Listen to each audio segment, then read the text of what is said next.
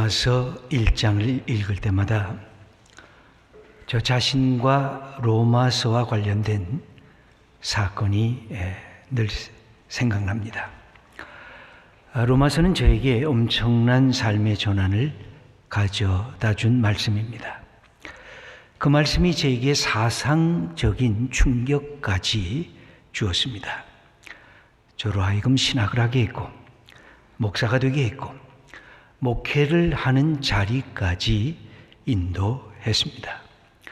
신학을 정말 공부해야 할까 하는 고민하던 때 많은 분들은 목사의 길이 쉽지 않으니까, 목회의 길은 힘들고 어려우니까 꼭 그 길을 가야만 하는가 하는 권면을 저에게 하신 분들이 있었습니다. 그래서 신학을 공부하고는 싶었지만 다른 한편으로는 두려움도 제게 많이 생겨졌습니다.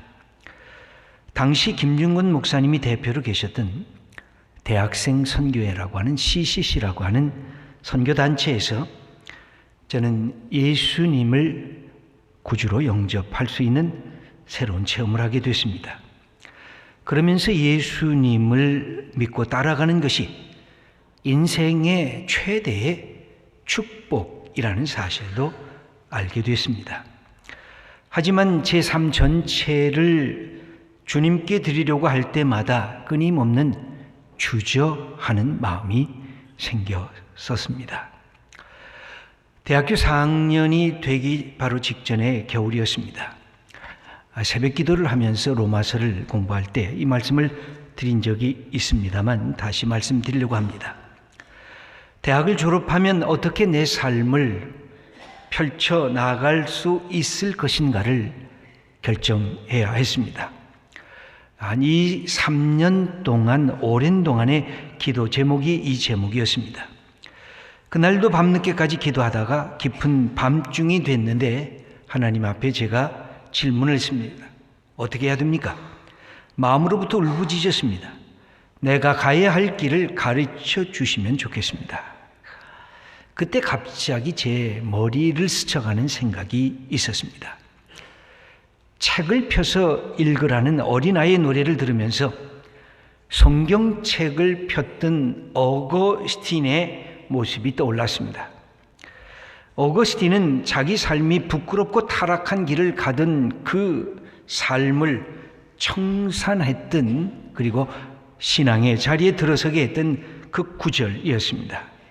그 구절, 그가 펴서 읽은 구절이 바로 로마서 13장 13절과 14절 말씀입니다. 13절에 이렇게 기록이 되어 있습니다. 낮에와 같이 단정히 행하고 방탕하거나 술 취하지 말며 음란하거나 호색하지 말며 다투거나 시기하지 말고, 이 말씀을 바로 자기 자신의 현재의 모습 속에 하나님께서 가르치시는 말씀으로 그는 받고 그의 모든 옛 자기의 삶을 훌훌 벗어버리고 새로운 신앙의 길을 들어섰던 인물이 어거스틴이었습니다. 그래서 저도 이 생각이 나서 하나님 앞에 저도 주님의 말씀인 성경을 펴서 읽겠습니다. 제게 가르쳐 주시옵소서. 이런 성경 읽기를 찐첸도르프식 성경 읽기라고 말을 합니다. 그런데 이런 성경 읽기에는 위험성이 뒤따릅니다. 어쩌면 이런 성경 읽기는 평생에 한 번 정도 할 수 있는 성경 읽기라고 할 수가 있습니다. 어떤 위험이 있을까요? 성경책을 마치 주술책으로, 오늘 내게 주는 요술책처럼 받아들일 수 있기 때문에 그렇습니다. 저도 지금까지는 한 번밖에 해본 적이 없습니다. 40여 년 전에 제가 어떤 길로 가야 될까 하는 것을 하나님께 여쭐 때 그랬습니다. 그때가 새벽 2, 3시 정도 된 것 같습니다. 기도하면서 하나님 앞에 저도 성경을 펴서 주님의 말씀을 듣겠습니다 하고 성경을 폈습니다. 그랬더니 놀랍게도 사도행전 28장과 로마서 1장이 펴졌습니다. 여러분, 지금은 앞부분에 해설도 있어서 그게 딱 한꺼번에 펴지지 않은데 옛날 성경에는 딱 펴니까 한쪽은 로마서, 한쪽은 사도행전 28장이었습니다. 저는 이 구절을 펴자마자 제 심장이 멎는 것 같은 충격을 느꼈습니다. 로마서 1장 1절을 보면 이렇게 기록이 되어 있습니다. 예수 그리스도의 종 바울은 사도로 부르심을 받아 하나님의 복음을 위하여 택정함을 입었으니, 저는 제가 기도했던 기도의 제목이 여기에서 응답됐다고 여겼습니다. 저는 바울 이름 대신에 제 이름을 한번 집어넣고 읽어야 되겠다 하고 읽기 시작했습니다. 예수 그리스도의 종 김지철은 사도로 부르심을 받아 하나님의 복음을 위하여 택정함을 입었으니, 이제 모든 기도가 그 내용이 응답이 됐다고 여겼습니다. 그러면서 다시 읽었습니다. 계속해서 읽으니까 오늘 읽어드린 16절 말씀이 눈에 띄었습니다. 내가 복음을 부끄러워하지 아니하노니 이 복음은 모든 믿는 자에게 구원을 주시는 하나님의 능력이 됨이라. 맞아, 내가 복음을 더 이상 부끄러워하거나 창피하게 여기지 않겠다.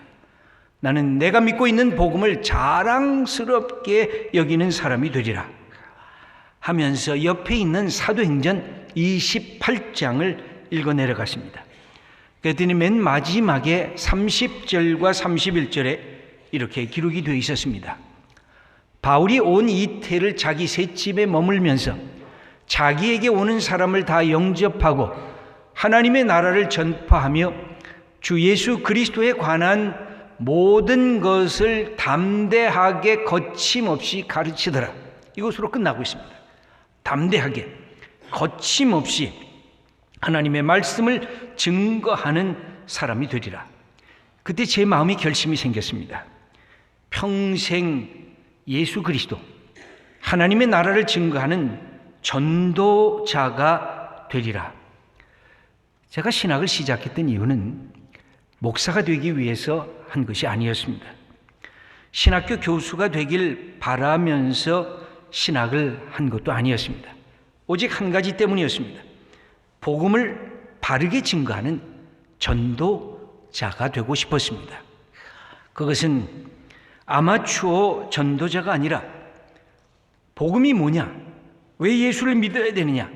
그랬을 때 바로 내 삶 전체를 걸고 증거할 수 있는 전문적인 프로페셔널한 전도자가 되고 싶었습니다. 그것이 제 삶의 가장 우선적인 목표로 다가왔습니다. 지금도 40여 년이 지났지만 저 자신 말씀을 증거할 때마다 저에게 묻는 것이 그것입니다. 너는 예수 그리스도가 자랑스러운가? 내가 믿고 있는 복음이 누구를 향해서도 이것이 진리요, 이것이 생명이요, 이것이 구원의 역사를 가져다주는 하나님의 사건인 것을 말하고 있는가라는 질문을 저 자신에게 하고 있습니다. 바로 어떻게 하면 예수 그리스도의 복음이 나 같은 사람을 통해서 선포될 수 있을까? 그것이 제 마음속에 있는 소원이었습니다. 오늘 우리가 함께 읽은 본문 말씀을 보면 이 복음의 내용을 우리들에게 바울은 가르쳐 주고 있습니다. 그것은 다른 것이 아닙니다. 의인은 믿음으로 말미암아 살리라고 하는 복음의 내용이었습니다. 오늘 그 말씀을 우리 함께 17절 말씀을 함께 읽어보겠습니다. 복음에는 하나님의 의가 나타나서 믿음으로 믿음에 이르게 하나니 기록된 바 오직 의인은 믿음으로 말미암아 살리라 함과 같으니라. 하나님의 의가 복음 안에 나타났는데 이것을 믿어야 살아난다는 하나님의 말씀입니다.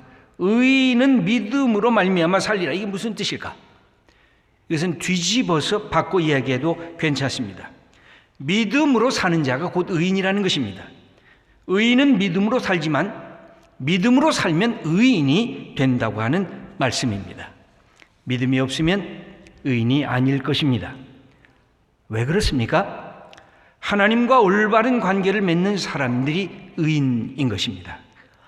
하나님께서는 우리의 믿음을 통해서 우리와 인격적인 관계를 맺기를 원하십니다. 그래서 하나님 앞에 나오는 사람들을 하나님께서 예수 그리스도를 네가 믿느냐? 그 믿음으로 내게 나오면 내가 받아주겠다고 하는 것이 하나님의 말씀입니다. 사실 그러나 바울은 이 놀라운 사실을 처음에는 알지를 못했습니다. 그가 이 복음에 대해서 어쩌면 창피하고 부끄럽고 잘못된 것이라고 여겼다고 하는 그 모습이 오늘 16절에도 기록이 되어 있습니다. 우리 한번 16절 말씀을 함께 읽겠습니다. 내가 복음을 부끄러워하지 아니하노니 이 복음은 모든 믿는 자에게 구원을 주시는 하나님의 능력이 됨이라. 여기 보면 바울이 내가 복음을 부끄러워하지 아니한다라고 선언하고 있습니다. 이 말을 조금 뒤집어서 그 뒷면을 여겨보면 바울은 한때는 복음을 부끄러워한 적이 있었다고 하는 그 사실을 다시 표현하는 것입니다. 내가 과거에는 복음을 부끄러워했지만 지금은 복음을 부끄러워하지 아니한다는 뜻입니다. 과거에는 예수 믿는 사람들 저거 잘못됐다고 내가 공격했지만 이제는 예수 믿는 것이 나의 자랑이 되었다고 하는 선포인 것입니다. 바울은 예수님의 복음에 대한 소식을 처음 들었을 때 의심이 생겼습니다. 저것은 사람을 현혹하는 이단 사설과 같은 것이라고 여겼습니다. 저것은 부끄러운 이야기들이라고 바울은 그들을 공격하기 시작했습니다. 그 핵심이 뭘까요? 십자가에 죽은 예수를 그리스도 메시아로 받아들였다고 하는 그 사실을 도무지 이해할 수가 없었습니다. 십자가는 누추한 것이고 십자가는 비참한 것이고 십자가는 죄악이 가득한 그곳에 있었던 그 예수를 어떻게 하나님의 아들이라고 받아들이느냐? 그것은 신성모독이다. 그것은 유대인의 자존심을 훼손하는 거다. 그는 율법의 모독이다. 그렇게 여기면서 신앙을 갖고 있는 사람들을 핍박했던 것입니다. 또 한 가지가 있었습니다. 이런 예수를 믿으면 구원을 받는다? 이것은 마치 값싼 공짜 의식을 부추기는 것처럼 들렸습니다. 믿음 때문에 의롭게 된다? 믿음 때문에 구원을 받는다? 이것은 사람들에게 쓸데없는 공짜 의식을 주는 것과도 같아. 바리새인이었고 율법주의자였던 바울에게는 받아들일 수 없었던 궤변이었습니다. 아니, 세상에 열심히 노력하는 사람들이 얼마나 많은데, 땀 흘리는 사람들이 얼마나 많은데, 선하게 모든 일들을 지키고 하나님의 뜻대로 살아가려고 하는 사람들이 얼마나 많은데, 그런 사람들에 대한 모욕이다. 어떻게 믿음으로 그냥 쉽게 구원을 받을 수 있겠는가에 대한 질문이었습니다. 여러분, 지금도 선하게 살려고 하는 사람들, 세상의 지식을 갖고 있는 사람들이 쉽게 예수 그리스도의 복음에 들어오지 못하는 이유 중에 하나도 이런 것이 있습니다. 믿기만 하면 구원을 받는다고? 그런 값싼 종교가 어디 있느냐 하고 질문을 하는 것입니다. 바울에게는 이런 질문도 있었던 것 같습니다. 인간이 지닌 자율성, 그것을 포기하라고 하는 협박처럼 들렸습니다. 예수 그리스도를 믿는 사람들은 인간의 가능성을 다 무시하는 것 아닌가? 그냥 믿기만 하면 된다니, 믿기만 하면 의롭게 된다니, 이런 생각은 얼마나 나약한 생각인가, 취약하고 나이브한 그런 판단인가. 인생에 책임질 것이 얼마나 많고 인간의 해야 할 역할들이 얼마나 많고, 그것은 삶을 아주 단순화시키는 잘못된 사상이 아닌가라는 것에 대한 질문입니다. 지금도 많은 사람들이 이 질문을 하고 있습니다. 공짜의식, 자율성에 대한 포기, 모든 인류 인간사가 갖고 있는 이 복잡 다단한 것을 믿음이라는 한마디로 단순화시키는 기독교에 대한 공격이 있습니다. 그렇다고 하면 바울은 그런 자기가 부끄럽다고 여겼던, 공격했던 그 복음을 왜? 자랑스러운 복음이라고.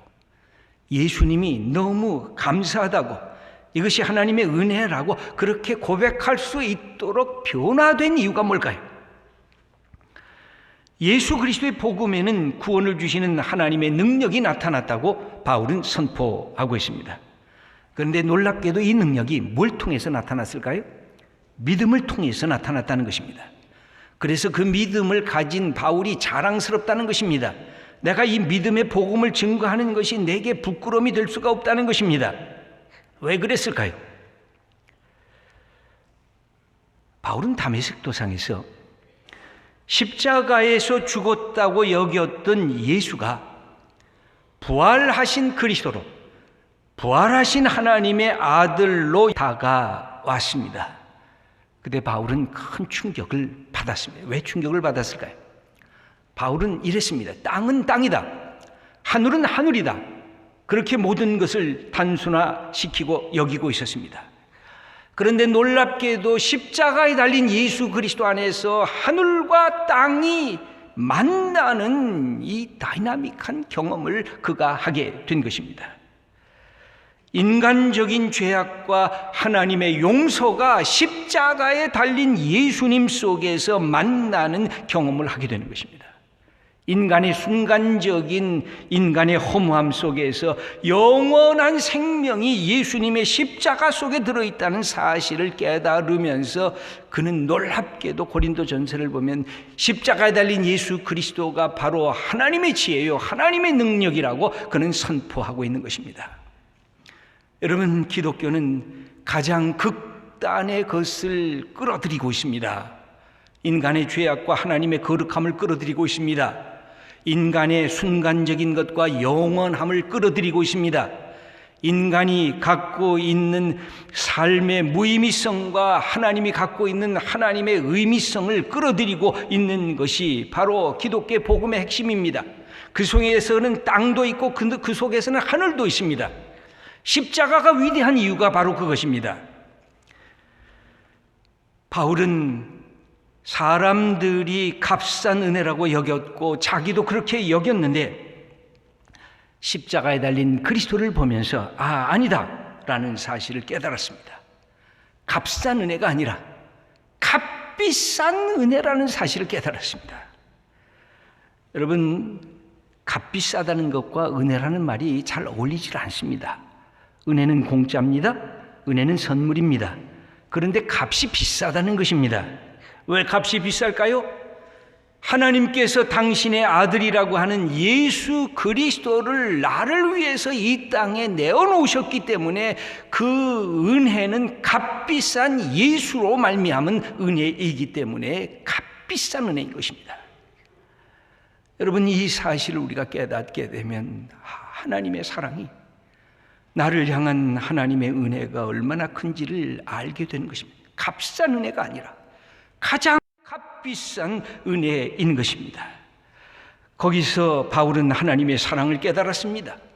복음 중에 복음, 기쁜 소식 중에 기쁜 소식이라고 하는 예수 그리스도의 복음을 확인하게 된 것입니다. 바울에게는 이런 질문에 대한 대답도 있었습니다. 인간의 가능성을 무시하는 복음, 그러나 이 예수님의 복음을 깨달으면서 오히려 인간에게 무한한 가능성을 열어주시는 하나님의 선물이 바로 믿음을 통해서 일어난다는 사실을 알게 된 것입니다. 여러분, 믿음이란 뭘까요? 인간이 만들어 놓은 수많은 차별성을 극복합니다. 모든 사람을 평등하게 만듭니다. 헬라인이나 유대인이나 남자나 여자나 가진 자나 못 가진 자나 누구나 믿음을 통해서만 하나님 앞에 서게 하기 때문에 인간이 만들어 놓은 수많은 차별성과 장애물을 다 깨뜨려 버리는 것이 이 믿음이라고 하는 것의 위대한 내용인 것입니다. 지식으로 하나님 앞에 서지 않고, 재물로 서지 않고, 권력으로 서지 않게 하는 그 하나님께서 우리에게 보여주신 것이 오직 믿음으로, 너의 믿음으로, 예수 그리스도를 믿는 믿음으로 하나님 앞에 나올 수 있다. 이것이 기독교의 복음인 것입니다. 사랑하는 귀한 성도 여러분, 여러분 집에 좋은 전자제품을 갖고 계십니까? 그러나 전원이 꺼져 있으면 작동이 되질 않습니다. 전원의 스위치를 꺼야 됩니다. 켜야 되는데 그것만 갖고 되질 않습니다. 한국전력의 공급원과 연결이 되어 있어야 됩니다. 우리는 어떻습니까? 내가 괜찮은 존재입니까? 맞습니다. 그러나 나를 만드신 하나님, 나를 계획하고 계신 하나님과 연결이 돼야 내가 얼마나 소중한 존재인지, 내 인생의 목표가 뭔지, 내가 어떻게 살아야 하나님 앞에서 기쁨을 누리면서 살 수 있는지를 하나님과, 나를 만드신 하나님과 연결이 되어야 알게 되는 것입니다. 그게 바로 뭡니까? 그게 믿음입니다. 예수님에 대한 믿음입니다. 예수님 속에서 그 하나님 앞에 설 수 있는 축복을 우리에게 주신 것입니다. 사랑하는 귀한 성도 여러분, 사도 바울은 우리들에게 선언합니다. 오직 의인은 믿음으로 말미암아 살리라. 그것은 믿음으로 사는 자가 바로 의인이라는 뜻입니다. 믿음이란 나라고 하는 작은 에고, 좁다른 에고에서 믿음을 통해서 하나님이라고 하는 크고 넓은 하나님의 자아 속에 우리가 뛰어들어가는 것입니다. 우리가 더 이상 믿음을 부끄러워하지 않을 이유가 여기에 있습니다. 믿음이란 삶을 예찬하는 진정한 사람의 태도인 것입니다. 절망의 시대일수록 필요한 것이 믿음입니다. 지푸라기조차 잡을 수 없는 망망대해 하나님을 바라보면서 희망의 끈을 붙잡는 것이 바로 이 믿음입니다. 고독의 시대일수록 필요한 것이 바로 믿음입니다. 하나님을 만나는 순간에 내 옆에 이웃이 없었는 줄 알았는데 소중한 이웃들이 있다는 사실을 알게 됩니다. 불신의 시대일수록 필요한 것이 바로 믿음입니다. 하나님을 신뢰하면서 하나님을 바라볼 때 우리가 진정한 신뢰의 삶의 공동체를 이룰 수가 있기 때문에 그렇습니다. 믿음이란 값싼 공짜의식을 조장하는 것이 아니라 가장 값비싼 하나님의 은혜를 경험하게 하는 것이 바로 믿음입니다. 그러므로 믿음이란 삶에 대한 모욕이 아닙니다. 삶에 대한 감사입니다. 삶에 대한 예찬이 바로 믿음입니다. 사랑하는 성도 여러분, 우리가 믿음을 갖고 있다는 것을 우리는 기뻐하고 자랑해야 됩니다.